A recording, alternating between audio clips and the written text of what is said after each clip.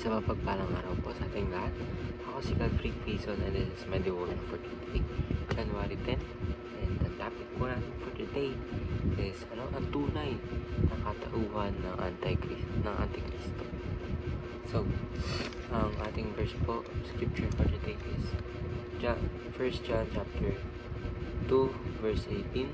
Sabi ko po, little children, it is the last hour, and as you have heard that the Antichrist is coming, even now many Antichrists have come, by which we know that it is the last hour. So, ibig sabihin po dito ay marami na daw po mga Antichrist mga ituturo sa panahon ni John. Sinulat niya yung 1 John. Sabihin, marami na pong mga nangangaral na sinasabi na ng Panginoon ay hindi kaya o hindi pwede na magkatawan tao kasi mababayaran siya ng kasalanan.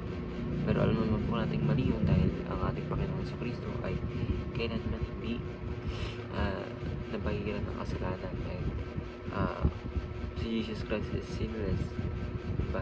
Siya ang ating Panginoon Diyos, wala siyang ginawa ng mali, and of course siya yung nagturo sa atin kung paano bumuhay talaga ng dapat and na tama. So, first teaching natin for today is the Antichrist was mentioned only in 1st and 2nd John. So, ito rin po yung 1 John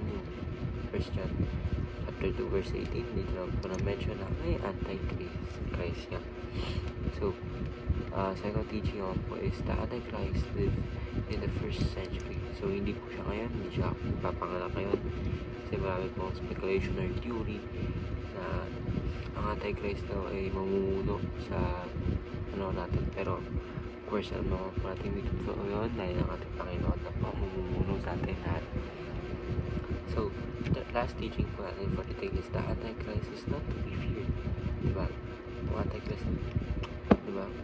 Tawag dito, meron tayong Diyos and siya is tao lang na nagpapakalat na fake news, and sa age na natin ngayon na develop na yung social media, marami ng platforms na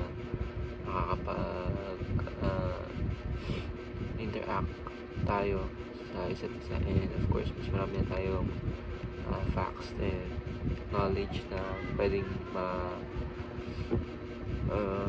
makuha sa internet, so social media, hindi man sa social media pa, sa internet mismo.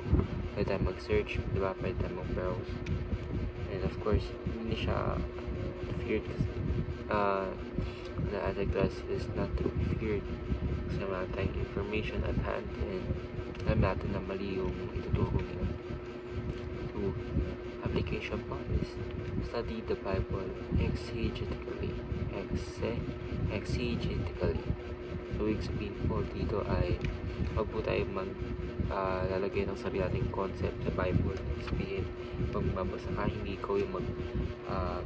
mo gagamitin yung Bible para sa sarili mo kapakanan. Hindi, i-observe mo yung mga salita ng Diyos para mas mapabuti pa ang iyong relasyon sa ating Panginoon, and mas mapalalim pa yung relationship sa ating Panginoon. So, second application is avoid reading exegetically. Ibig sabihin po, let's avoid daw yung pag-aalala natin sariling concept, pag-aalala natin sariling concept natin para justify yung mga wrongdoings natin, diba? So, huwag ganun. And of course, ating baguhin tayo ng Biblia, hindi yung tayo bumago sa Biblia. Tama.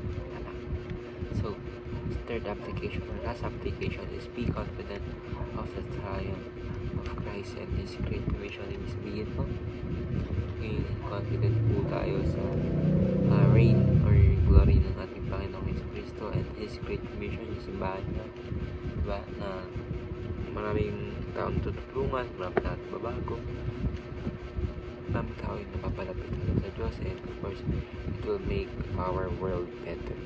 So, ayun lang po. Ako si Godfrey Quezon, and this is my devotion for today, January 10. Sana po ay marami kayo natutunan. Ayun lang po. God bless.